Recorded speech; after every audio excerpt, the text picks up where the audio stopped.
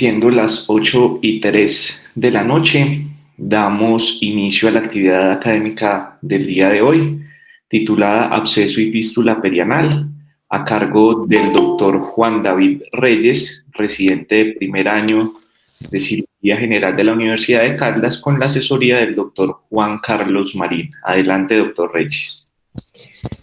Bueno, buenas noches para todos. Me confirman, por favor, si me están escuchando, si se ve la presentación bien. Se escucha bien y se ve bien. Bueno, entonces, nuevamente pues nos encontramos para una revisión de tema. En esta oportunidad vamos a hablar de patología no rectal, específicamente vamos a hablar de fístulas y de abscesos perianales. Primero que todo, entonces, vamos a hacer un recorderis anatómico de las estructuras del piso pélvico que son importantes al hablar de patología perianal o de patología fistulosa y absceso perianal. Principalmente, entonces, vamos a tener en cuenta 3 músculos importantes y 3 espacios importantes, los cuales son el músculo esfínter anal interno, lo podemos ver aquí en este diagrama, el esfínter anal externo, lo podemos ver aquí en esta zona del diagrama, y el músculo elevador del ano. Esos son los 3 músculos principales que nos van a servir para delimitar las fístulas y los abscesos que se pueden presentar a nivel perianal. En cuanto a los espacios, también son 3. Vamos a tener en cuenta entonces el espacio interesfintérico, que es este que nos señala esta línea punteada en el diagrama. Vamos a hablar también la fosa isquiorectal o fosa isquioanal, que es esta zona de acá, en la que vamos a presentar principalmente grasa, y el espacio pararrectal, o también llamado zona supraelevadora, que, pues, como su nombre lo dice, pues va a estar paralela al recto y superior al músculo elevador del ano. Bueno. Al hablar de epidemiología de esta enfermedad, tendremos entonces que mencionar que en la mayoría o en la gran mayoría de los casos, la causa de los abscesos y de las fístulas es una causa criptoglandular sin una relación específica con una patología específica como desencadenante. Sin embargo, siempre se tienen que tener en cuenta que existe la posibilidad de tener fístulas relacionadas con enfermedades específicas, como la enfermedad fistulosa en la enfermedad de Crohn, de la cual también vamos a hablar. Y también tendremos que mencionar que en más o menos el 50% de los casos de enfermedad fistulosa, esta va a estar precedida por un antecedente de absceso perianal. Por eso hay una relación estricta entre el desarrollo de un absceso perianal y el desarrollo de una fístula perianal, que va a ser el que va a dar lugar a la formación de la fístula, con una incidencia en Estados Unidos de 2 por cada 10.000 habitantes de manera anual, en el que un 75% de fístulas simples van a tener un tracto fistuloso único, y en el 25% de los casos estas fístulas pueden llegar a ser complejas o de múltiples tractos. Ya hablaremos más adelante de la clasificación y de qué son fístulas simples o qué son fístulas complejas. Específicamente hablando, entonces, tendremos que mencionar, como ya lo decíamos en epidemiología, tenemos que hablar de absceso de manera indisoluble para hablar de fístulas, ya pues que esta patología es el antecedente más común en un paciente con una fístula. Y es que en la zona perianal y perineal pues tenemos una gran cantidad de glándulas sebáceas que muy fácilmente pueden llegar a dar lugar a un taponamiento de su drenaje externo, lo cual pues va a suponer un aumento de la presión dentro de esa glándula, persistiendo dentro de la glándula la producción de sebo, y pues esto va a llevar a la formación de un absceso. Y pues se pueden localizar en varios lugares a nivel perianal, y de allí su clasificación, hablando específicamente de absceso. Tendremos entonces principalmente 4 tipos o localizaciones, pues como podemos ver en la imagen. Entonces, en el número 1, pues tendremos un absceso de la región perianal, es uno de los más comunes y supone un menor riesgo de fístula debido a su localización más superficial. El número 2 está ubicada en la fosa isquioanal, lo podemos ver aquí en esta zona, pues no solamente se puede dar en esta zona, sino completamente en la fosa isquioanal. Supone en la mayoría de los casos un riesgo de fístula transfintérica, ya vamos a hablar más adelante de la fístula transfintérica. En el número 3, un absceso supraelevador llamado así por lo que mencionaba ahorita, superior al músculo elevador del ano, muy relacionado con una formación de una fístula supraesfintérica, también ya la vamos a mencionar más adelante. Y por último, un absceso del espacio interesfintérico que muy comúnmente está relacionado con la formación de fístulas interesfintéricas y que en la mayoría de los casos pues también está relacionado con un absceso inicialmente de la zona perianal, es decir, un absceso localizado aquí que logró ascender, que logró aumentar su tamaño y pues alcanza el espacio interesfintérico y forma un absceso interesfintérico y puede estar pues desarrollando una fístula interesfintérica. Bueno, de manera adicional tenemos que tener en cuenta lo que mencionaba, es la progresión de los abscesos a través de esos espacios. Como les mencionaba ahorita, que el absceso perianal superficial puede avanzar y comprometer el espacio interesfintérico. A nivel pues, perianal vamos a tener los 3 espacios que les mencionaba ahorita, los cuales pues en muchos casos pueden dar lugar a progresiones de esos abscesos localizados inicialmente, y estas progresiones han sido llamadas progresiones en herradura o distribuciones en herradura. Así entonces podremos tener un absceso que inicia en el espacio interesfintérico, pero que da la vuelta a todo el ano, comprometiendo de manera circunferencial o semicircunferencial el espacio interesfintérico, requiriendo entonces, en ese caso, una exploración quirúrgica más extensa y bilateral, teniendo en cuenta que si no drenamos de manera completa ese absceso, pues vamos a tener un mayor riesgo de fistulación y vamos a tener un mayor riesgo de reincidencia de ese absceso. En cuanto a la clasificación de la enfermedad fistulosa perianal, tenemos la clasificación de Parkes. Parkes entonces propone una clasificación basada en la localización de la fístula en relación al aparato esfintérico, dando entonces lugar a 4 posibles tipos de fístulas. La tipo 1, como la podemos ver en el diagrama, o interesfintérica, en relación, como ya lo dijimos, con un absceso interesfintérico o perianal superficial. Esta pues es el tipo de fístula más común y va a atravesar únicamente el esfínter anal interno. Va a estar presente hasta en el 45% de los casos, es decir, representa el 45% de los casos de fístula. La fístula transfintérica es la segunda más común, a mano derecha, va a atravesar los 2 esfínteres, el interno y el externo. La supraesfintérica va a atravesar también solamente el esfínter anal interno, pero va a bordear el esfínter anal externo por encima, atravesando también el músculo elevador del ano. Y por último, la extraesfintérica, la cual no va a atravesar los esfínteres, sino que va a atravesar el músculo elevador del ano y va a atravesar la fosa isquioanal y su agujero primario generalmente va a ser a nivel rectal. Pero adicionalmente, dentro de cada clasificación podemos tener unas subclasificaciones, es decir, diferentes distribuciones de cada fístula. En este caso tenemos 4 diferentes fístulas interesfintéricas. ¿Listo? Entonces vamos a tener compromisos más altos o más bajos de las fístulas interesfintéricas, con tractos que incluso pueden llegar a tener un drenaje a nivel rectal. En este caso, en la figura 13, podemos ver una fístula interesfintérica alta asociada a un absceso de la zona pararrectal o un absceso supraelevador. Bueno, a su vez, las transfintéricas podemos también tener 4 subtipos. En la primera, la fístula va a drenar directamente al ano, es decir, solo va a tener un agujero primario. En la segunda, comunica el ano con la piel. En la tercera, tenemos una fístula mucho más alta, comprometiendo un mayor porcentaje de los esfínteres, lo cual pues tiene una relación con un mayor riesgo de desenlaces no favorables. Y con un absceso pues, más alto en la fosa isquioanal, y por último un absceso supraelevador que ha dado lugar a una comunicación tanto anal como a nivel de la piel perianal. En las supraesfintéricas podemos tener el acompañamiento con un absceso supraelevador, como lo podemos ver acá, y también podemos tener un absceso del espacio interesfintérico, pero que genera un agujero primario atravesando el esfínter anal interno con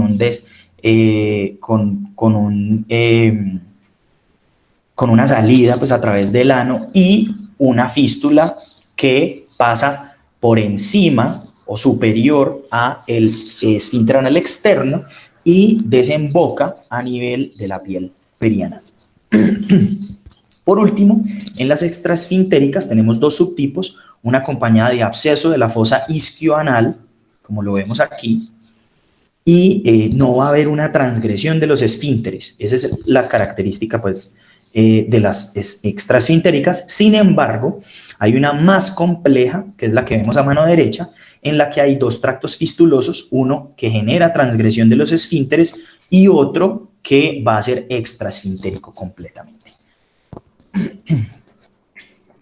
Bueno, en cuanto al diagnóstico de las fístulas y de los abscesos, se ha hablado clásicamente de la exploración física digital y de la fistulografía, la cual es un procedimiento medianamente invasivo en el que se aplica un medio de contraste a través del agujero fistuloso externo, o también llamado agujero fistuloso secundario, y se toman unas placas para ver el recorrido de ese tracto fistuloso. Sin embargo, las guías de manejo de fístula refieren este procedimiento como entrado en desuso y pues no recomendado para el diagnóstico de fístula, dando lugar entonces a la recomendación del uso de tres métodos diagnósticos. El primero, la exploración física, la resonancia magnética y el uso de endosonografía endoanal.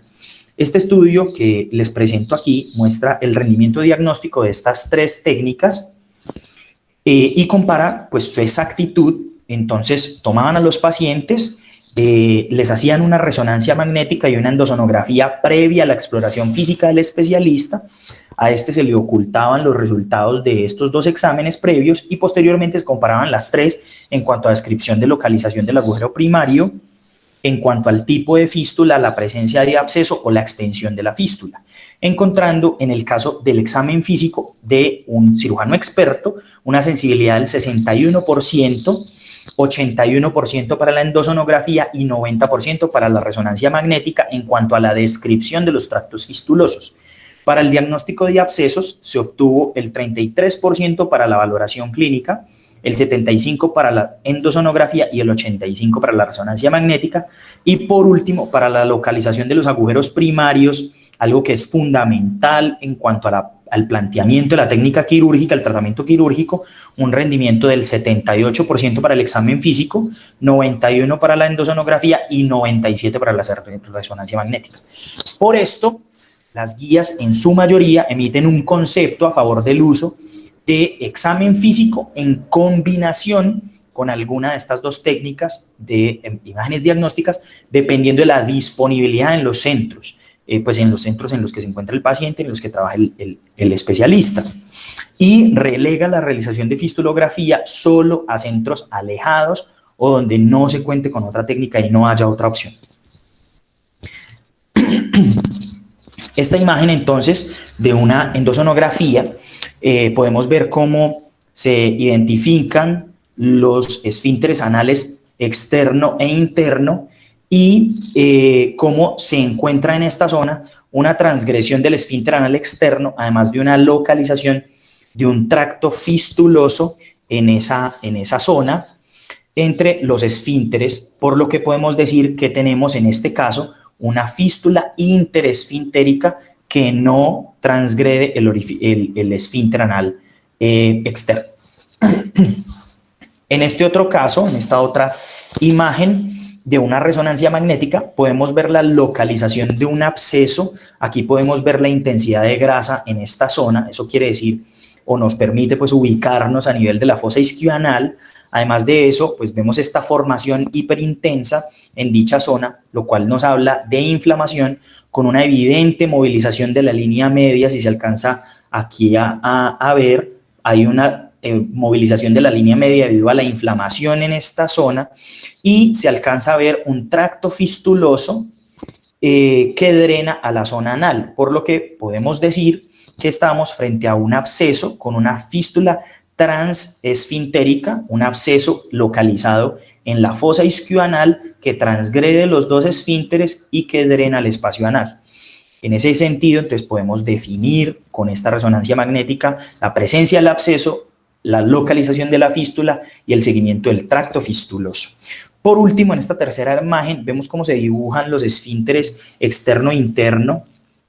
Aquí en esta zona podemos ver bastante bien cómo se dibujan las fibras de los dos esfínteres. Sin embargo, en esta zona central podemos ver cómo hay una disrupción de esas fibras y se transgreden ambos esfínteres, por lo que podemos decir que hay una fístula transfintérica, es decir, corta ambos esfínteres, pero además de eso, si seguimos este cambio en la continuidad de esas estructuras, podemos ver cómo esto se extiende a el tejido contiguo y podemos entonces localizar un defecto que lo vamos a identificar como un absceso isquioanal que va a estar acompañado de una fístula transfintérica.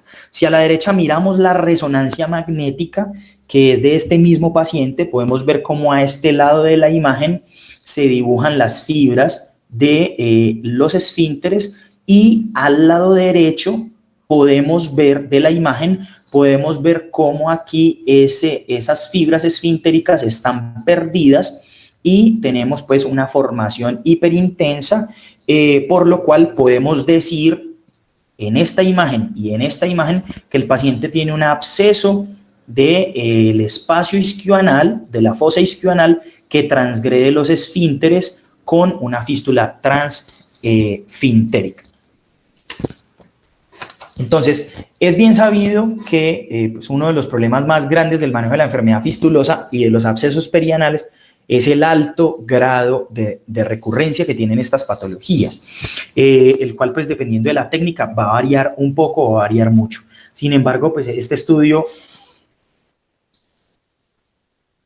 Perdón, que... Pensé que era algo para mí en el chat, pero bueno, recuerden ir dejando sus preguntas, como dice Alejandro. Entonces, este estudio que les traigo acá trató de buscar cuáles eran los factores que más se asociaban con malos resultados y recurrencia a largo plazo en los pacientes que eran tratados por fístula y absceso, describiendo entonces los factores más asociados a recurrencia y a incontinencia fecal posterior a la cirugía. Entonces, como factores asociados a recurrencia, la presencia de una fístula compleja y la dificultad al no encontrar el orificio primario o el orificio fistuloso interno. Estos dos suponían los dos factores que realmente se comportaron como factores de riesgo en los pacientes que fueron analizados dentro de este estudio. Y en cuanto al riesgo de incontinencia, el único factor de riesgo que se comportó como tal, como un factor de riesgo, fue la presencia de alteración en la continencia previa a la cirugía. ¿Por qué les incluyo este estudio? Porque basado en este estudio es que la guía emite una de sus recomendaciones que uno encuentra no solo en la guía italiana, sino en la guía americana y en varias revisiones de la guía italiana, que emiten su concepto de realizar una manometría a los pacientes en los que uno crea que hay un mayor riesgo de recidiva o de incontinencia posterior a la cirugía, como en fístulas complejas o en pacientes que tengan una enfermedad recidivante o en tractos fistulosos múltiples o en pacientes con enfermedad de Crohn, debido a que los pacientes, hasta un 24% de los pacientes que tienen una fístula perianal antes de ser llevados a cirugía ya pueden tener un compromiso de la continencia fecal.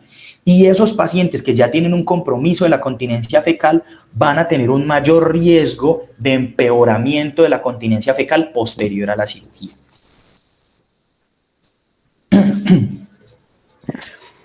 Entonces, ya para hablar de las técnicas que tenemos disponibles para el manejo de estas dos patologías, tenemos que decir que el manejo de un absceso perianal es eminentemente quirúrgico. realizando una incisión lo más cercana posible al borde anal para evitar con esto la formación de una fístula posterior al drenaje, como lo podemos ver en la imagen. Acá tenemos un absceso perianal y se realiza entonces una incisión en este absceso. Esta foto es posterior al drenaje, en el que vemos cómo se ha hecho la incisión cercana al borde anal para disminuir el riesgo de formación de fístula. En el caso de que el absceso esté un poco más retirado del ano, localizado en la fosa isquioanal, se realizará entonces una incisión que asegure el drenaje completo. Entonces, en esta técnica sacada de Skandalakis, podemos ver cómo se realiza una incisión amplia que nos va a permitir explorar todo ese absceso y garantizar el drenaje completo, puesto que la persistencia de remanentes purulentos o de tabiques dentro del absceso va a favorecer el riesgo de recidiva del absceso y de formación de fístula. Posterior a la incisión, entonces se ingresa el dedo, se hace una exploración digital del absceso tratando de realizar un desbridamiento de los septos, como les mencionaba, que se hayan formado dentro de este, y por último se deja una mecha que evite el llenado nuevamente de la cavidad. ¿Cuál es entonces el manejo antibiótico o el papel del manejo antibiótico dentro del manejo de los abscesos perianales? Y en cuanto a esto, las guías hacen un hincapié en que este no es necesario en la mayoría de los casos, puesto que con el drenaje quirúrgico es suficiente. Y aclaran que su uso solamente se debe sopesar en pacientes en los que haya un compromiso más generalizado, en pacientes sépticos o en pacientes con antecedentes de reemplazo valvular o de patología cardíaca compleja, en los cuales pues hay un mayor riesgo de endocarditis y pues en este caso puede estar indicado el tratamiento antibiótico. Sin embargo, si es un absceso simple, no complicado, sin presencia de signos de sepsis o de SIRS, no está indicado el manejo antibiótico y el tratamiento es eminentemente quirúrgico. Sin embargo, algunos estudios un poco más recientes que las guías italianas mencionan una relación, por ejemplo, este estudio que les traigo, entre el uso de antibióticos y la reducción del riesgo de desarrollo de fístula posterior al drenaje de un absceso. En este metaanálisis se encontró cómo hubo una reducción de la formación de fístula post-drenaje en el grupo manejado con antibióticos, con un esquema de antibióticos empíricos entre 5 y 10 días. La tasa de fístula fue del 16% versus el 24% en el grupo que no fue llevado a manejo con antibióticos y solamente a manejo quirúrgico, con diferencias estadísticamente significativas. En cuanto a las técnicas para el manejo de fístula, entonces vamos a describir las técnicas. Se ha descrito desde hace mucho tiempo la técnica de colocación de un cetón. Un cetón, pues la colocación de este pues está fundamentada en el hecho de que un cuerpo extraño va a favorecer la formación de un tejido de granulación a nivel de la fístula y va a favorecer también el drenaje de este. Entonces, pues básicamente su técnica de colocación va a ser la canalización del tracto fistuloso con un estilete, como lo podemos ver en la foto, el cual se va a meter suavemente tratando de seguir el curso del tracto fistuloso. No se debe realizar una presión marcada para evitar la formación de tractos falsos. Posteriormente, a la punta de este estilete se va a amarrar el cetón y se tracciona este estilete, logrando que el cetón quede posicionado dentro del tracto fistuloso. Posteriormente, este se anuda a presión o se anuda de manera libre dependiendo del tipo de cetón que se quiera dejar. Como lo vemos acá, se puede anudar el cetón sin dejar una tensión sobre el tejido, o se puede anudar el cetón dejando una presión sobre el tejido, y eso dependerá del tipo de cetón que queramos poner, si es un cetón de corte o si es un cetón libre, que ya lo voy a explicar más adelante. Entonces, tipos de cetón, y aquí pues cuáles son esos tipos que podemos dejar. Entonces, tenemos el cetón de corte. La idea con este pues es anudar el cetón de manera que este ejerza una presión marcada sobre el tejido para que se vaya produciendo el corte gradual de la fístula. Esto en muchos casos requiere la anudación repetitiva del cetón a medida que él vaya generando corte y pues se vaya aflojando al acortar la fístula.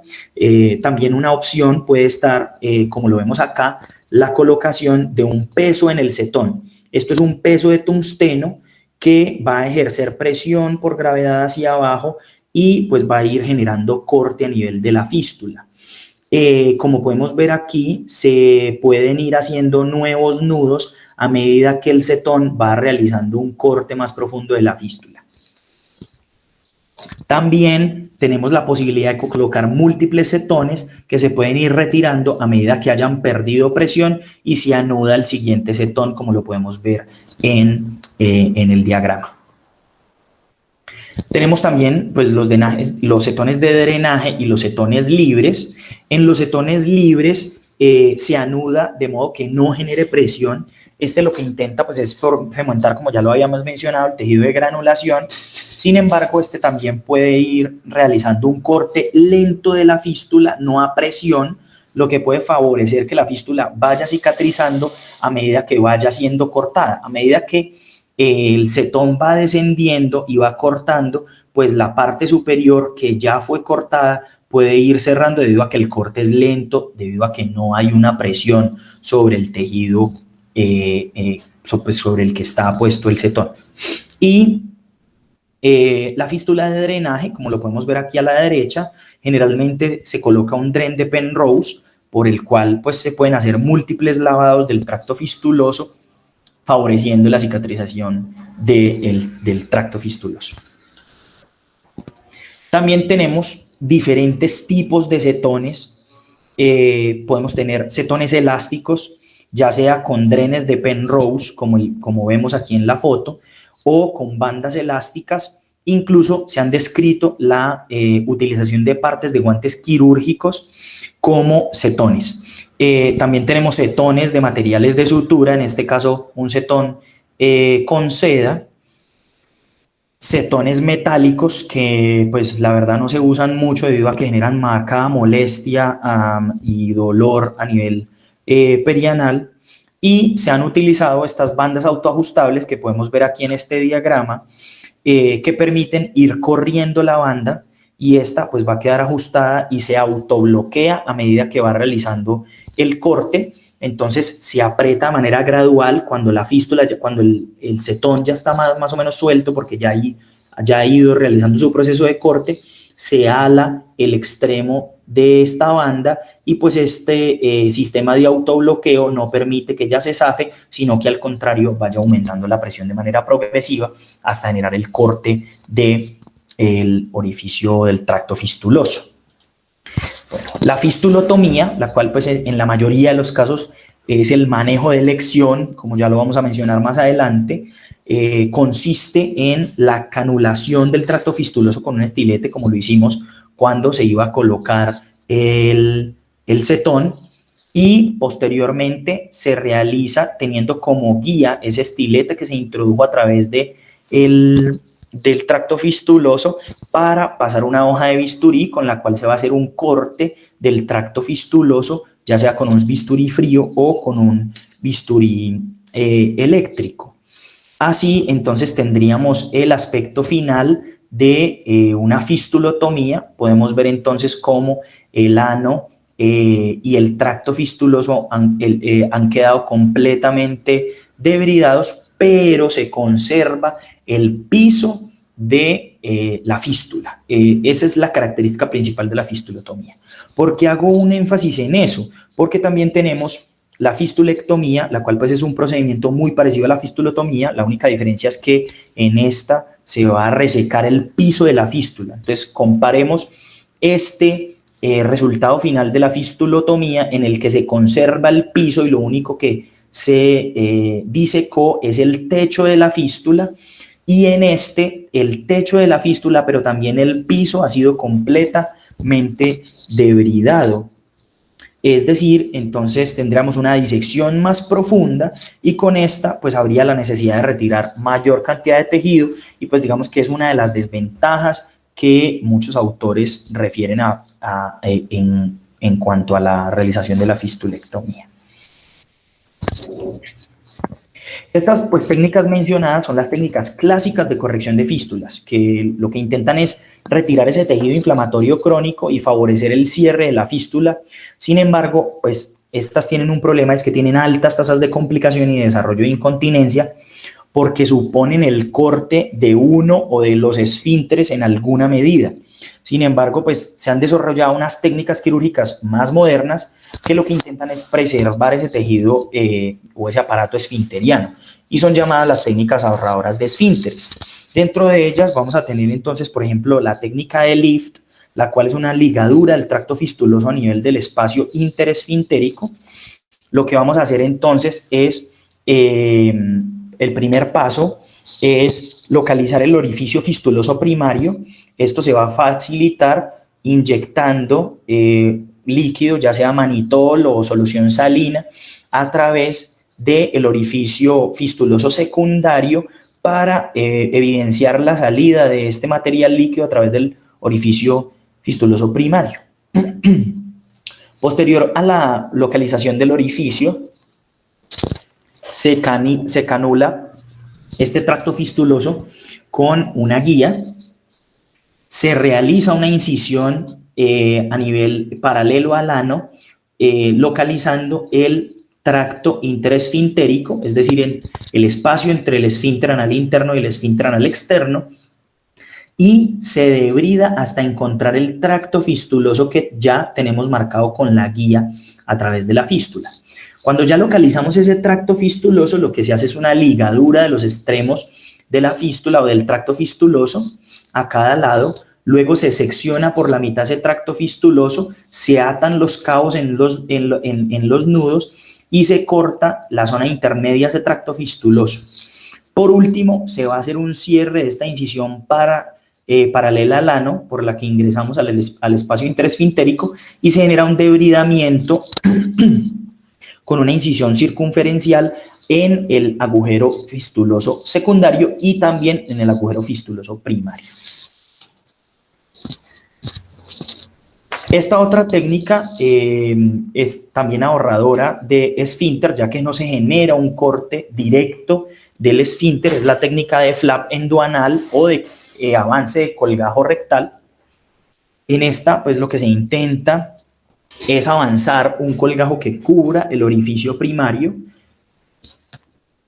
u orificio interno. El abordaje entonces se va a hacer de manera transanal, se canula el tracto fistuloso, se diseca la mucosa, acá vemos la canulación, se diseca la mucosa anal, se localiza el agujero fistuloso primario profundo a la mucosa, se cierra ese agujero fistuloso primario, después se hace el avance del flap, se corta la zona pues en donde se encontraba el agujero primario en la mucosa, y después se sutura ese flap para generar el cubrimiento de esa fístula. No se realiza en la mayoría de los casos un cierre del agujero fistuloso, del tracto fistuloso como tal, o del agujero fistuloso primario, y lo más importante es evitar que ese flap quede con tensión, como lo podemos ver aquí en el literal F. Esta otra imagen de la técnica, podemos ver una visión lateral de cómo quedaría cubierto el defecto. Como les menciono, se canula, se realiza el flap, se cierra el orificio fistuloso primario, se avanza el colgajo, y en algunas técnicas se puede hacer un debridamiento del orificio fistuloso secundario. Como vemos en esta imagen lateral, así va a quedar el cubrimiento con el flap, pero el tracto queda, se deja pues sin manipular. Pero entonces, en fístulas simples, ¿cuál técnica podemos usar o podemos o debemos escoger? Y en este respecto, las guías son claras en cuanto a la recomendación del uso de fistulotomía. Por ejemplo, en este estudio, en el cual se sometieron dos grupos de pacientes, uno con fístulas simples y otro con enfermedad de Crohn, a manejo con fistulotomía, el grupo de fístulas simples en el grupo de enfermedad de Crohn y en el grupo de fistulotomía En fístulas simples se realizó una fistulotomía primaria o fistulotomía 8 semanas posterior a la colocación de un cetón libre, reportando tasas de éxito del 96.7% en el grupo de fístulas simples y del 79% en la enfermedad de Crohn, en el que sí tuvieron una alta tasa de recidivas y de reintervención. Y por eso entonces, basado en estos estudios, las guías emiten su recomendación en cuanto al manejo de las fístulas simples con la realización de una fistulotomía, ya sea primaria o una fistulotomía tardía posterior a la colocación de un cetón libre. Pero si la fistulotomía y la fistulectomía son técnicas tan parecidas, ¿por qué no podemos usar la segunda? ¿O qué diferencia hay entre una y la otra? En este estudio, en el que se compararon ambas técnicas, encontraron una tasa de recurrencia en fistulotomía del 11.5% versus una del 9.5% en fistulectomía. Sin embargo, no hubo diferencias estadísticamente significativas en cuanto a la tasa de recurrencia entre una y otra y la tasa de éxito de una y otra. Sin embargo, en cuanto al tiempo de cicatrización, sí se obtuvieron diferencias estadísticamente significativas, con una media de curación de 34 días en el grupo de fistulotomía versus una media de 41 días en el grupo de fistulectomía. Entonces, podemos decir de que a pesar de que la fistulotomía y la fistulectomía no tienen tasas diferentes de éxito o recurrencia, sí tienen una mejor un mejor tiempo de cicatrización en el uso de fistulotomía basado en este estudio, y por eso se recomienda el uso de fistulotomía sobre el uso de fistulectomía. Sin embargo, de manera adicional, otros autores han sugerido una tasa más alta de complicación del tipo incontinencia fecal posterior a la fistulectomía, ya que en esta hay un mayor desecho, por así decirlo, resección de tejido que puede incluir tejido del aparato esfintérico, lo que puede llevar a mayores tasas de incontinencia. Este otro estudio, en el que se realizó la marsupialización de los bordes de la fistulotomía, mostró de manera adicional una mejoría de la cicatrización de la herida a 4 semanas posoperatoria versus el grupo en el que no se realizó marsupialización, sin alterar las tasas de dolor posoperatorio, de recurrencia o de incontinencia a 13 meses. Basado en esto, se emite entonces una recomendación de realización de fistulotomía más marsupialización en el caso de fístulas simples, para mejorar no solo la tasa de éxito, sino el tiempo de cicatrización de la fístula con la realización de la marsupialización. En el caso, pues este es un ejemplo de la realización de la marsupialización de los bordes en una fistulotomía. Bueno, en el caso diferente de las fístulas complejas, las cuales pues serán las fístulas que tengan más de un tracto fistuloso, o las fístulas que son recidivantes al tratamiento, o las fístulas en la enfermedad de Crohn, o las fístulas que comprometan más del 25 al 30% del aparato esfinteriano, van a ser catalogadas como fístulas complejas. Entonces, pues estas van a tener un mayor riesgo de complicación, principalmente de incontinencia fecal posterior a la realización de la cirugía o de recurrencia. En ese sentido, y teniendo en cuenta esos riesgos que ya mencionamos, las guías hacen una recomendación en favor del uso de técnicas ahorradoras de esfínter, como las que ya mencionamos. En esta revisión sistemática y metaanálisis que estudió el uso de técnica de flap o de colgajo anal en fístulas complejas, se encontró una tasa del éxito del 70 al 92.5%, con una tasa de recurrencia entre el 7.4 y el 30.1%, dependiendo del espesor del colgajo, con una mayor tasa de éxito en los colgajos que eran de espesor total del 7.4% y el 30.1% dependiendo del espesor del colgajo. Entonces, del 7.4 en colgajos de espesor total, la tasa de recurrencia, es decir, tenían una mayor tasa de éxito. Pero cuando se hacía un colgajo mucoso, esa tasa de éxito bajaba y la recurrencia subía al 30.1%. Sin embargo, estos colgajos tenían la desventaja, los de espesor total, de tener a su vez una mayor tasa de incontinencia. Entonces, cuando el colgajo era más grueso, la tasa de incontinencia en el posoperatorio para los colgajos de espesor total era del 30%. Sin embargo, si lo comparamos con las tasas de incontinencia post-fistulotomía y teniendo en cuenta que estas aumentan en las fístulas complejas, pues esta técnica de flap endoanal en pacientes con fístulas complejas sigue siendo una buena opción. Este otro estudio que, sin embargo, realizó una manometría pre- y postquirúrgica en pacientes llevados a flap endoanal con fístulas complejas, encontró una tasa de incontinencia general medida por manometría del 21.5%, de los cuales el 12.5% tuvieron quejas leves, es decir, simplemente molestias pequeñas, y solo el 9% de ese 21% tuvo síntomas importantes de incontinencia fecal importante. Sin embargo, del total de los pacientes, del total de los pacientes sometidos al estudio, el 8.9% en la valoración y manometría prequirúrgica ya presentaban síntomas y hallazgos de incontinencia, lo cual le da mejores cifras de éxito y menores de complicación en este abordaje desde el punto de vista de este estudio. Por eso, acá vuelvo a hacer mención de lo que menciona la guía en cuanto a la importancia de medir con una manometría previa a la cirugía qué pacientes ya tienen incompetencia a nivel de la continencia fecal. Esta otra opción en cuanto a procedimiento ahorrador, el LIFT, que ya mencionamos la técnica, también es una opción sugerida para el manejo de estos pacientes con fístulas complejas. En esta revisión sistemática en la que se incluyeron 683 pacientes, se encontró una tasa de éxito en las diferentes series que rondaba entre el 40 y el 94%. En 18 de los 21 estudios incluidos no se tuvieron alteraciones posoperatorias en cuanto a la continencia fecal.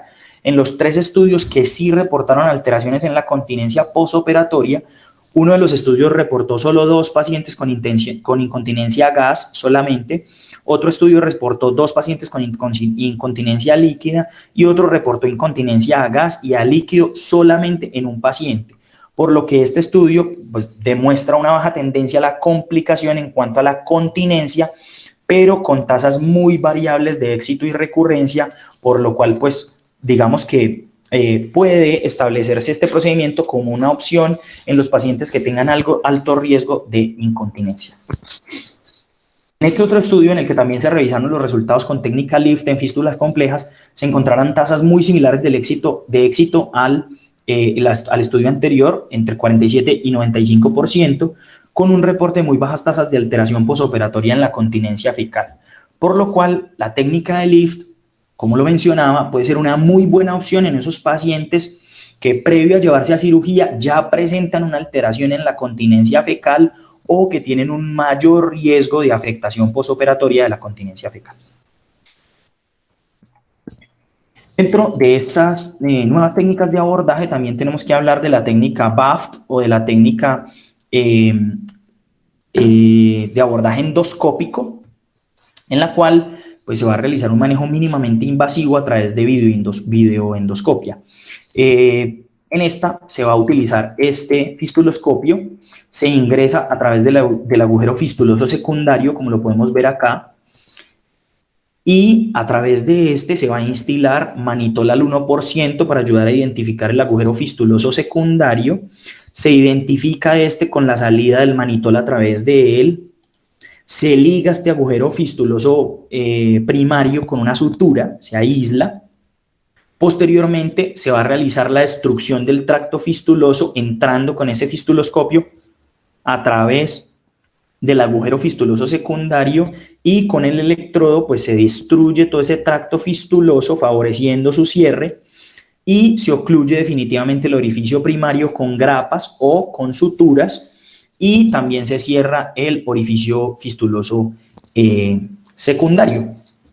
En esta revisión sistemática en la que se analizó la técnica de BAFT, se describió una tasa de éxito del 76%, con una tasa de complicación menor como sangrado y dolor posoperatorio en el 16.2% de los pacientes, pero no reportaron en ningún caso la alteración en la continencia fecal del 0%, siendo nuevamente esta una muy buena opción en esos pacientes de alto riesgo para desarrollo de incontinencia. Bueno, en cuanto a la enfermedad de Crohn, pues esta constituye una situación especial en la que los pacientes tienen un mayor riesgo de recurrencia, incontinencia, complicación, por lo cual pues tienen unas condiciones o unas consideraciones especiales. La enfermedad fistulosa va a ser una patología común en los pacientes con Crohn. Entre el 23 y el 38% de estos pacientes tienen o tendrán una fístula o un absceso perianal. Es una causa muy común en ellos de dolor, fiebre y descarga no rectal, y van a tener una mayor tendencia a la formación de abscesos. En esta revisión de la Asociación Americana Gastroenterológica, en la que se revisaron múltiples técnicas de manejo en fístula, en la enfermedad de Crohn específicamente, la técnica en la que más estudios se incluyeron fue la técnica de colocación de cetón, ya sea un cetón de corte o un cetón libre, reportando entre ellos unas tasas de éxito de entre el 13% y el 100%, dependiendo de los estudios que se miraran, pero con una media entre todos los estudios del 71.5% de éxito. Y en los pacientes en los que no se tuvo éxito completo, es decir, no se tuvo un cierre completo del tracto fistuloso y de la fístula, se encontró una mejoría entre el 77% y el 100% de los pacientes en los diferentes estudios, con una media de mejoría en los pacientes que no tuvieron cura del 86.6%, es decir, el 86.6% de los pacientes que no cerró completamente la fístula sí tuvo mejoría. Adicionalmente, en este estudio, que incluyó 20 pacientes con enfermedad fistulosa por Crohn, se hizo seguimiento a largo plazo tras la colocación de un cetón libre para el manejo. En el corto plazo reportaron una tasa de éxito de... En el corto plazo reportaron una tasa de éxito del 65% y en el largo plazo un 20% adicional a ese 65% para una tasa de éxito total después de todo el seguimiento del 85%. Y una tasa de recurrencia en el corto plazo del 20% y en el largo plazo del 15%. Por último, en este artículo en el que se aplicó el PDAI, que es el índice de actividad de la enfermedad perianal, mostró una alta mejoría del índice pre y post aplicación de técnicas usuales, como la colocación de un cetón o la realización de una fistulotomía. En este caso lo compararon con diferentes técnicas, básicamente de manejo antibiótico, y inicialmente el índice de actividad de la enfermedad perianal en los pacientes que fueron llevados a cetón o a fistulotomía reportaron una media de 11.2 en este puntaje, en este índice, y en el postoperatorio este bajó a 5.0 con una P del 0.0093, estableciendo que estas técnicas de manejo usual en pacientes con enfermedad de Crohn pueden generar una mejoría sintomática bastante marcada y pueden ser utilizadas cuando los pacientes con enfermedad de Crohn tienen fístulas simples y no tractos muy complejos. De igual manera, dentro de las técnicas ahorradoras de esfínter que ya habíamos mencionado, también se han descrito su uso dentro de la enfermedad fistulosa por Crohn.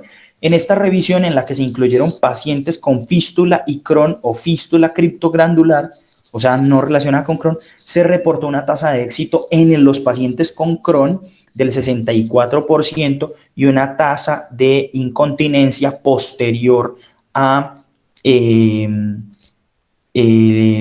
la cirugía del 9.4%.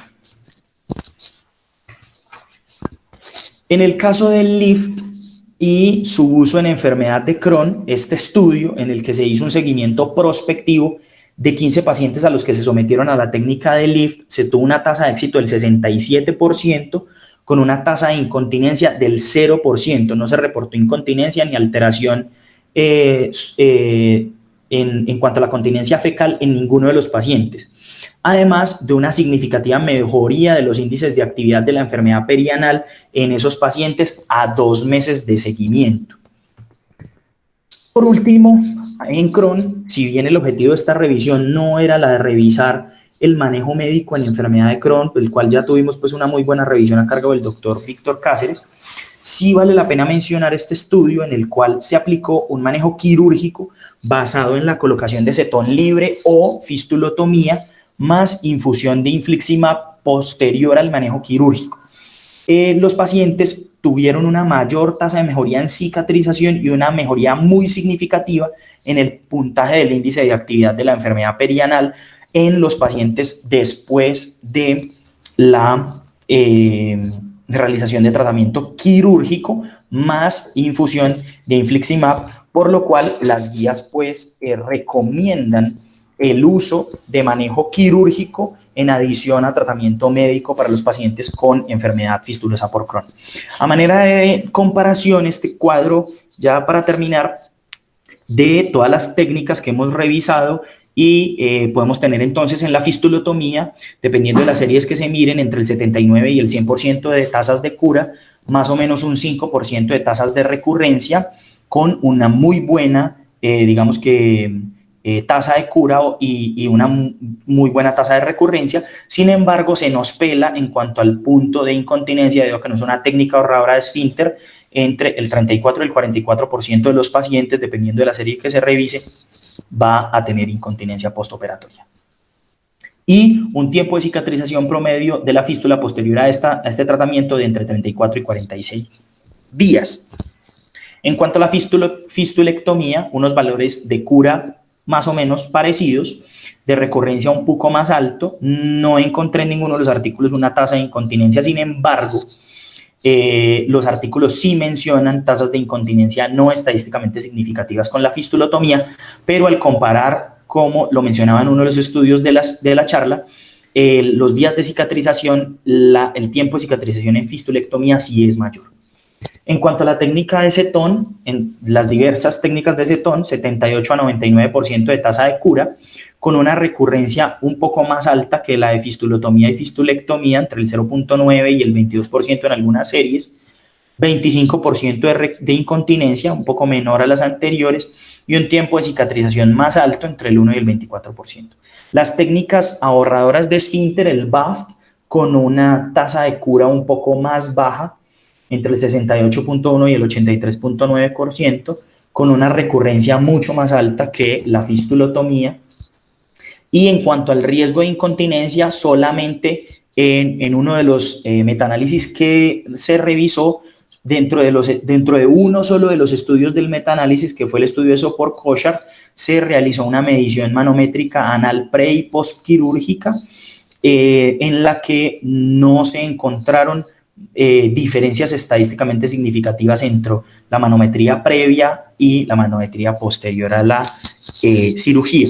En cuanto al flap endoanal, unas tasas de éxito del 70 al 92, teniendo en cuenta lo que les mencionaba dentro de la charla, la recurrencia es menor con los flaps de espesor total o los colgados de espesor total y más alta con los flaps de mucosa, pero contrariamente, en la incontinencia va a ser mucho más alta en el espesor total de 20.4 y en el flap de mucosa y parcial de 9.3 y 10.2. Por último, la técnica de lift con tasas de cura entre el 57 y el 94.5, recurrencia del 17.7, lo cual es una muy buena tasa de recurrencia si lo comparamos con las otras técnicas de ahorro de esfínter, y una tasa de incontinencia bastante baja, por lo cual esta técnica y la de BAFT son muy recomendadas en los pacientes que tienen demasiado riesgo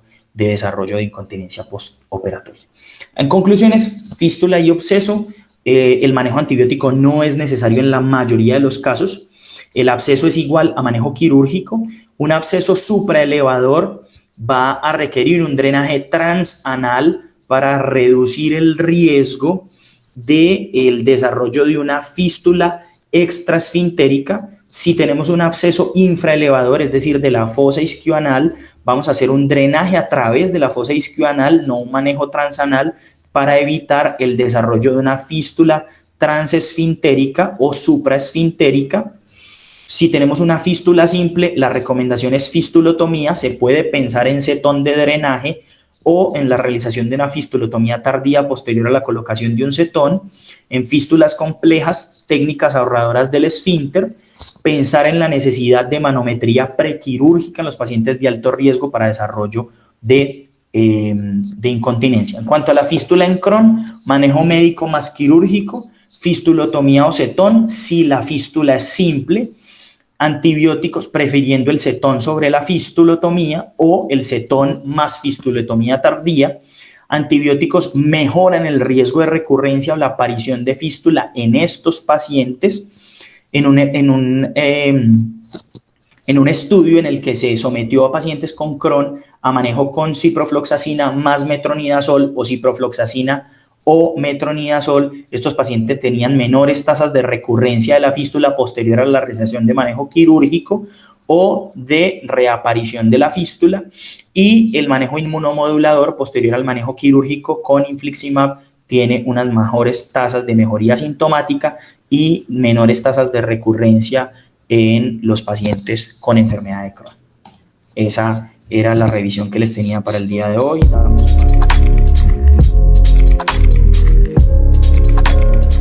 Chat, pregunta el doctor Nicolás Torres. ¿Qué opinión tiene del uso del Endovac para manejo de abscesos perianales y fístulas perianales? Segunda pregunta, ¿qué experiencia tenemos en nuestro medio del manejo de fístulas con ablación láser? Y la última, uso del sucralfato tópico para control de los síntomas posterior a la fistulotomía y favorecimiento del cierre de la fístula en nuestro medio. No sé si el doctor Marín nos quiere colaborar para la respuesta de estas preguntas. Hola, buenas noches. Realmente no conozco ninguna unidad que maneje láser acá en el país. Eso está escrito y es un procedimiento parecido al sistema endoscópico, solo que digamos que esa ciega, se mete la sonda láser en el trayecto y se autoriza el trayecto después de ocluir el orificio primario, pero pues es una tecnología de alto costo y los resultados no son tan buenos como uno quisiera. Pero no hay experiencia con eso, que yo sepa, en el eje cafetero ninguno de nosotros lo hace, en Cali tampoco, en Medellín tampoco, en Bogotá tampoco, que haya con averiguar en la costa o tal vez en Santander, pero que yo sepa nadie lo hace. La otra pregunta era sobre el sucralfate. Yo creo que no hay ningún problema usar el sucralfate para aliviar los síntomas de irritación o de molestias vagas que se generan en la cirugía anorrectal, en cualquier cirugía anorrectal, ya sea de hemorroides o de drenaje de abscesos o de fistulotomías o de fisuras anales. No creo que haya ningún problema con eso. Lo que pasa es que tomo el sucralfate no protegido por un tratamiento primario para la fístula o para cualquier otra patología anorrectal, sino simplemente una terapia local que ayuda a aliviar los síntomas generados por la patología o generados por la cirugía, por el descubrimiento de la mucosa y la submucosa, pero no es como una terapia primaria en el manejo de estas patologías. La otra pregunta era sobre, la primera pregunta era sobre... ¿Qué opinión tiene del uso del Endovac para manejo de abscesos perianales y fístulas perianales? No tengo ninguna experiencia con eso. La verdad que no hemos tenido la necesidad de usar este tipo de temas, pero obviamente que tampoco está contraindicado. En realidad la cavidad isquiorrectal es bastante amplia porque la cavitación general, pues el absceso ha sido importante y yo creo que no hay ninguna contraindicación que se utilicen, en que se haga uso de ellas para ayudar a la cicatrización. De todos modos, recordemos que los abscesos, muchos de ellos terminan en fístula. La pregunta es, porque no la tengo, la respuesta tampoco es si un sistema VAC podría favorecer el desarrollo de una fístula a posteriori. Esa respuesta no la tengo, no la conozco y no, tampoco la he visto publicada. Pero sería como un temor adicional a colocar un sistema de vacío ahí en esa zona. De resto, creo que el principio bajo el cual funcionan los VAC es un principio bastante importante para luchar contra la respuesta inflamatoria de cualquier origen y de cualquier localización. Pues de hecho, en fístulas gastrointestinales altas o inclusive en fístulas colorectales bajas se ha utilizado el VAC con cierto grado de éxito. Pero no recuerdo haber leído el manejo en abscesos perianales, pero no leo como ninguna contraindicación. Sería explorar un poco más la literatura, que no conozco en el momento, a ver si realmente esto podría favorecer a largo plazo la aparición de la fístula, que ya sabemos que de por sí un absceso termina en fístula la mayoría de las veces. Pregunta el doctor Sergio Montoya. En caso de una fístula asociada a absceso, ¿es recomendable solo el drenaje del absceso y en caso tal usar un cetón o se puede intentar alguna técnica quirúrgica adicional para el manejo de la fístula? Es decir, ¿se beneficia el paciente de intentar resolverle en ese mismo momento la fístula, habiéndola uno identificado en la anoscopia? Muy buena pregunta. Esa es una pregunta como de qué fue primero el huevo o la gallina, porque realmente sigue siendo controversial el tema. Nadie tiene la respuesta exacta al respecto.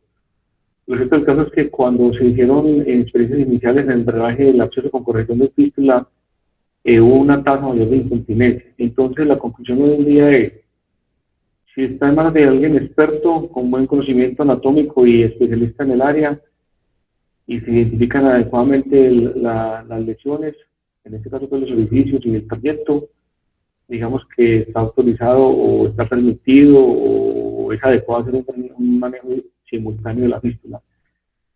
En general, en lo que yo he observado con mis colegas, el doctor Muli y el doctor Solano, nosotros somos más bien conservadores, o sea, drenamos el absceso y esperamos unas 4 o 8 semanas a ver qué pasa. Y si se aparece la fístula, entonces más bien en ese segundo tiempo estudiamos bien la fístula, la caracterizamos y operamos al paciente, pero no hacemos fistulotomías o fistulectomías o cetones de entrada. Pienso que lo lógico y la conducta del cetón primario en pacientes con enfermedad perianal aguda es en el Crohn. Yo creo que en el Crohn sí es donde uno debe tratar de dejar un dren, porque desafortunadamente la patología se comporta con múltiples fístulas o con múltiples trayectos, lo cual hace complejo el tema, y drenarlos todos simultáneamente es difícil a veces, no puede quedar a varias sin drenar, por trayectos que usted no logra identificar adecuadamente, entonces ahí tal vez uno debería, en lo posible, si logra identificar bien el orificio primario, colocarle un cetón al paciente, es la mejor medida, y no hacerle tampoco una cirugía de entrada a una fístula asociada a absceso con enfermedad de Crohn. Pero, repito, entonces si tienes buena experiencia, buen conocimiento, tal vez eres especialista del área y tienes identificado claramente la anatomía, entonces procede a hacer un procedimiento primario para la fístula. De resto, no es bueno que lo hagan. No recomendado. ¿Algún otro comentario? ¿Algún otro de los participantes tiene alguna pregunta o algún comentario adicional a la presentación? Bueno, buenas noches. Gracias Juan David por su presentación. Llamativo es que, porque sí lo he visto hacer, donde se suman ambos procedimientos, tanto el lift con el flap, para quizás tener un mejor rendimiento, pero bueno, de pronto en la revisión tan extensa que nos hizo Juan David, no sé si no existe o quizás no encontraste un estudio que comparara la combinación de esas técnicas con procedimientos pues, individuales. Y bueno, eso estaría como para revisarlo. Y por último, una pregunta pues adicional al doctor Juan Carlos es, si bien conocemos el buen rendimiento que tiene tanto la endosonografía como la resonancia para la identificación del trayecto y su relación con el aparato esfinteriano y también el reconocimiento del orificio interno o primario, es necesario siempre hacer un estudio imagenológico para diagnosticar eso. Es decir, si yo tengo una fístula simple, muchas veces yo reconozco el orificio secundario y por palpación uno ve que tiene un trayecto de 2 centímetros, es lineal y durante la cirugía o inclusive durante la misma palpación puede ya estar suponiendo dónde está el orificio primario. Siempre va a ser necesario tener una imagen, porque creo que no siempre la deberíamos hacer. ¿Qué opinión le merece? Mira, sí hay unos proyectos que son realmente muy simples, o fístulas no complejas, o fístulas simples también, como se quiera denominar, y son fácilmente identificables al tacto rectal. En realidad, los estudios no son mandatorios, eso es como todo, hay que tener cierta flexibilidad, hay que tener cierta experiencia, hay que analizar bien los pacientes. Yo creo que si uno sospecha, por ejemplo, si el paciente ya ha sido intervenido, creo que es no hacer el estudio radiológico. Ahora, los estudios radiológicos obviamente son más precisos unos que otros, entonces ahí es donde está la gran diferencia. La histología, por ejemplo, yo ya no la hago. Histología no hago, más sin embargo, en la práctica clínica me llegan pacientes con histología hechas en el eje cafetero, y realmente no es muy útil porque no te permite una ubicación tridimensional. El ultrasonido y la resonancia magnética tienen esa posibilidad, te dan una ubicación tridimensional que el otro no necesita, porque necesitas saber dónde está el elevador, necesitas saber si hay un proyecto intrasesintérico o interesintérico, y hasta dónde van los proyectos fistulosos. Y eso te lo da mucho mejor la resonancia magnética. Ahora, dentro de la resonancia magnética hay varias técnicas. Una es con coil rectal o con contraste rectal, que eso le mejora mucho a uno, sobre todo el contraste rectal, te mejora mucho la definición. Y la otra técnica es la resonancia magnética de alta definición, que esa no lo hace todo el mundo. Desafortunadamente, cuando uno explora los temas de diagnóstico en patología gastrointestinal, uno se va perfilando cada vez más a métodos diagnósticos más precisos.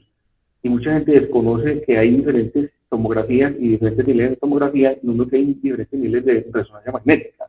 La resonancia magnética nuclear realmente recomendada para patología del piso pélvico y de la parte pélvica como tal, lo que es útero, tabique, recto vaginal, recto y espacio presacro, incluyendo los esfínteres, es la resonancia magnética de alta definición. Esa es la realmente la que debemos pedir, porque realmente da un detalle mucho más preciso que la endosonografía.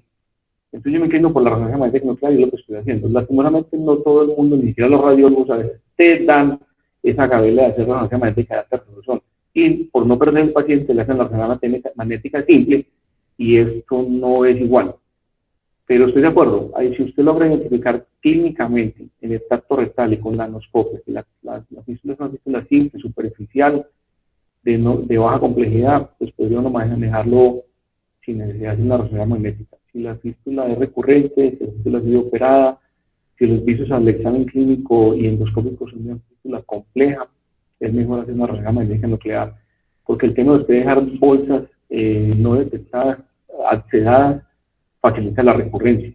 O el hecho de no detectar usted trayectos que usted no detecte o haga un legrado de esos trayectos, favorece la recurrencia. La fístula realmente compleja es la piedra en el zapato, pero no solamente para los cirujanos generales, para los proctólogos también, o sea, es una piedra en el zapato realmente.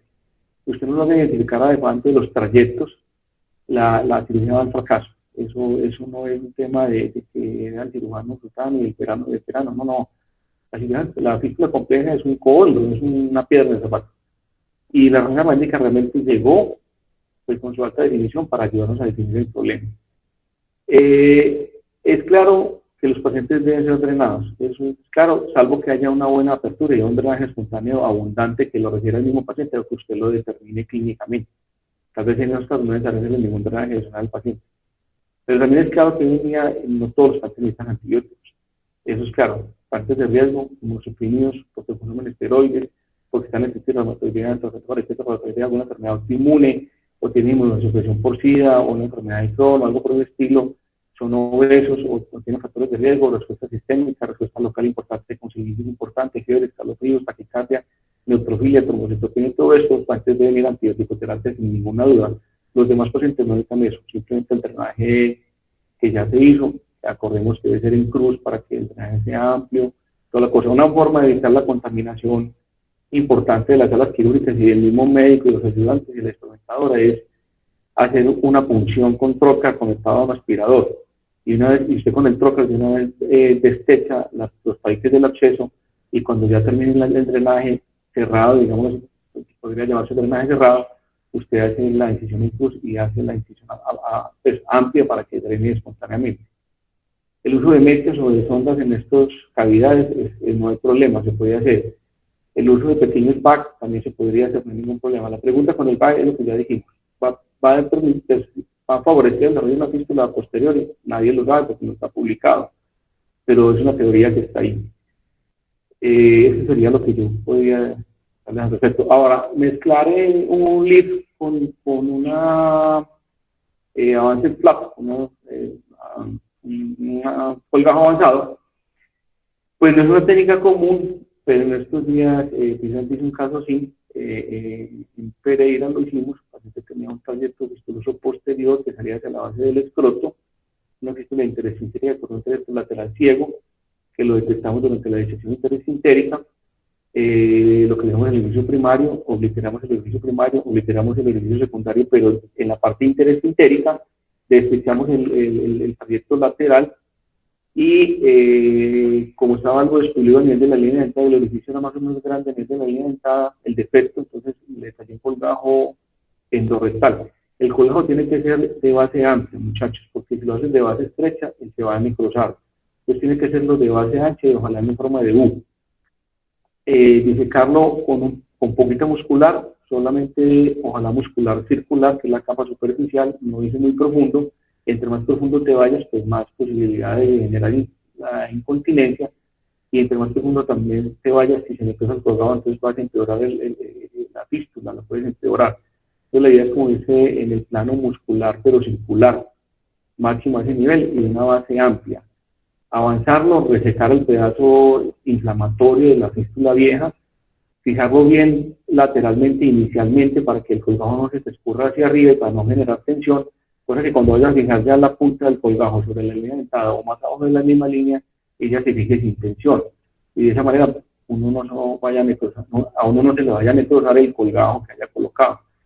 Los resultados que no los conozco, pues realmente no he explorado últimamente en la literatura la combinación de la técnica del LIP con un colgajo avanzado, pero ambas técnicas tienen, pues, por separado resultados superiores al 70%. Entonces, en la mezcla diría uno que podría llegar a un resultado superior, pero el colgajo tiene esas pequeñas desventajas.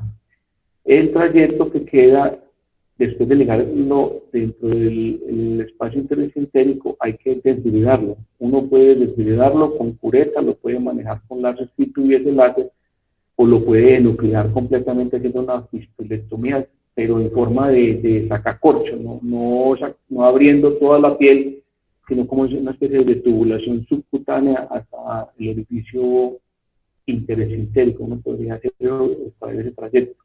Yo he hecho ambas cosas, no puedo decir qué resultados he tenido porque no son muchos los casos, muchos casos se quedan en manos del cirujano general o de otros especialistas, mucha gente se pierde, se quedan años con la fístula ahí, se aguantan el tramacazo de la fístula con su fuga y su manchado crónico, entonces es necesario uno de los resultados que pueden ser. Estos italianos y los americanos pues y los ingleses también tienen muy buenos resultados también y publicados, porque tienen la oportunidad de hacer un seguimiento adecuado a sus pacientes. La dificultad con nosotros siempre ha sido el seguimiento de nuestros pacientes para cualquier patología quirúrgica que usted trate en cualquier centro o hospitalero o clínica de este país. ¿Algún otro comentario, alguna pregunta? Sí, doctor Marín, tenemos una pregunta del doctor Sergio Montoya. En los casos de fístulas complejas y recurrentes difíciles de tratar, con riesgo incluso de desarrollo de fascitis necrotizante, ¿está recomendado o se considera prudente medidas extremas tales como clostomía derivativa? Sí, claro, no, es correcto, es correcto. De hecho, pero esas colostomías las hemos hecho más que todo en fístulas secundarias a anastomosis colorectales bajas o anastomosis coloanales. Esas fístulas y en pacientes que han sido irradiados previamente por el cáncer de recto, hemos tenido que recurrir a iostomías o colostomías. En fístulas complejas, no tanto, salvo que haya un importante componente de incontinencia. Pero si el paciente tiene un estado de Fournier avanzado, hay que evaluar bien, después de hacer el desviamiento, cómo quedó el tema de los esfínteres. La disección extensa alrededor del esfínter en los famosos accesos en herradura que pueden presentarse y generalmente se presentan en el Fournier, pueden dejar un esfínter, digámoslo así, isquémico, o puede perder una parte del esfínter en la disección, o puede dejar un esfínter incontinente, entonces sería necesario una colostomía. Yo creo que eso hay que evaluarlo bien en el intraoperatorio. Después de que haces el desgregamiento, el lavado y todo eso, mira qué te quedó. Si realmente ves que perdiste esfínter, si realmente ves que quedaste con un anopatuloso porque la decisión fue muy extensa alrededor del esfínter, creo que es necesario una colostomía. ¿Algún otro comentario o duda? Sí, de parte mía para responderle al profe Cristian Pérez, que me preguntó si se había incluido algún estudio que comparara Lift más Flap. La verdad es que no encontré ningún estudio que incluyera la adición de técnica flap, perdón, sí, del flap endoanal con la técnica lift. Sin embargo, en el consenso de la Asociación Inglesa e Irlandesa de Coloproctología, sí hay una mención a que se puede hacer un flap más un lift, pero no refieren ni tasas de éxito ni de recurrencia, solamente mencionan que se pueden mezclar las dos técnicas, pero no encontré ningún artículo que lo mencionara directamente o que hablara de las tasas de recurrencia o de mejoría pues de las tasas de éxito. Bueno, últimamente estoy haciendo mucho lift, más que fistulotomía y fistulotomía por el tema de la incontinencia. El tema es que no siempre la técnica es tan agresiva como uno quisiera. Si usted mira en el cuadro, realmente no hay ninguna técnica que nos dé el 100%, y las que dan tasas muy altas, como la fistulotomía, se acompañan de una de incontinencias altas o de recurrencias altas. Entonces, sobre todo de incontinencia. Y lo que más le preocupa a la gente no solamente la descarga y el manchado del pantalón que genera la fístula, sino el tema de no poder controlar sus esfínteres. Eso es la parte más compleja porque implica la interrelación social, y eso es muy maluco que un día esté en una oficina dirigiendo un grupo de ejecutivos o un médico esté dirigiendo a sus estudiantes, de pronto sienta la humedad en sus pantaloncillos, o la señora está en la reunión jugando tute con sus amigas, o haciendo el posturero, y piensa que se popó prácticamente en la ropa, y el mal olor que puedan percibir sus visitantes o sus amigas. Eso es la parte más complicada. Yo creo que técnicas que pasen de reflexión debe ser lo que, o debería ser lo que hagamos hoy en día, no tratar de hacer fistulotomías y fistulotomías cuya tasa de impotencia podría ser un poquito mayor que el LIF. El LIF lo que pasa es que requiere paciencia y requiere conocimiento anatómico, pero yo me inclino más por el LIF hoy en día, aunque ustedes ven que no llega al 100% pues, de este caso de cura, pero me inclino más por esa técnica que por otras técnicas. Muy bien. Profe, ¿algo adicional? ¿Alguna pregunta adicional o algún comentario? Bueno, con relación al Crohn, es importante que hoy en día, aparte del infliximab, aparecen drogas nuevas, como la adalimumab, y estas drogas, la tasa de éxito, se comenzó a manejar las fístulas de Crohn con metotrexate, con mercaptopurina, ciatropina y este tipo de medicamentos, pero realmente la tasa de éxito no era tan importante. La suma de antibióticos ayudó un poco, mas sin embargo, con los nuevos anti-TNF y los nuevos biológicos, las tasas de curación son más altas y la persistencia de cierre o de cura de la fístula es mayor hoy en día que con el uso de la cirugía. Entonces, la cirugía básicamente es el drenaje del absceso en la fase aguda, ¿cierto? Y entrar en el manejo con medicamentos de tipo biológico o anti-TNF. De todos modos, se comporta como la enfermedad. Apenas haya crisis, puede haber recurrencia de estos fistulosos perianales. Lo otro que es importante es que ahí sí que no debemos hacer una fistulotomía mezclada y un drenaje de un absceso en la parte de una enfermedad de Crohn, porque podemos dejar más fácilmente incontinencia al paciente. Y recordemos que las fístulas generalmente son múltiples o con múltiples trayectos, entonces es más difícil el manejo primario concomitante con el drenaje del absceso. O sea que lo que debemos hacer realmente en Crohn es hacer un drenaje del absceso.